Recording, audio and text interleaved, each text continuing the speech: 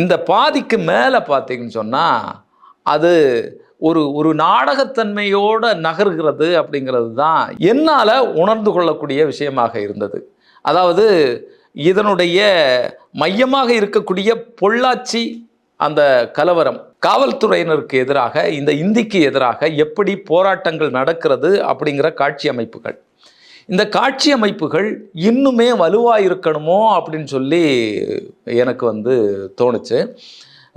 குறிப்பாக அந்த குழந்தையோடு நிற்கக்கூடிய அந்த அம்மா நிற்கக்கூடிய காட்சி, அங்கே இருக்கக்கூடியவர்களை சுட்டு வீழ்த்தக்கூடியது, ஒரு மாணவர் போஸ்ட் ஆஃபீஸினுடைய அந்த போர்டில் இருக்கக்கூடிய இந்தி எழுத்தை அழிப்பது, தார் வச்சு பூசுவது, அவர் சுட்டு வீழ்த்தப்படுவது, இந்த காட்சிகள் எல்லாம் இன்னும் உணர்வுபூர்வமாக பார்வையாளர்கள் மத்தியில் கடத்த தவறிவிட்டதோ அப்படிங்கிற ஒரு பார்வை எனக்கு இருக்குது. அது மாதிரி இந்த மில் சோரோரமாக மாணவர்களை எல்லாம் நிற்க வச்சு சுட்டு கொள்வது, அந்த காட்சி, அது மாதிரி இவர்களெல்லாம் தப்பித்து இங்கேருந்து வெளியேறி போவது, இந்த கதாநாயகி உட்பட போராட்டக்காரர்கள், மாணவர்கள், பல்வேறு மாநிலங்கள்லேருந்து வந்திருக்கக்கூடிய இந்த இந்திக்கு எதிரான இந்த போராட்டங்களில் ஈடுபடுறவங்க, இவர்களெல்லாம் தப்பித்து போவது, இந்த விஷயங்களெல்லாம் இன்னும் கூர்மைப்படுத்தி செய்திருக்கலாமோ அப்படிங்கிற தோணுது.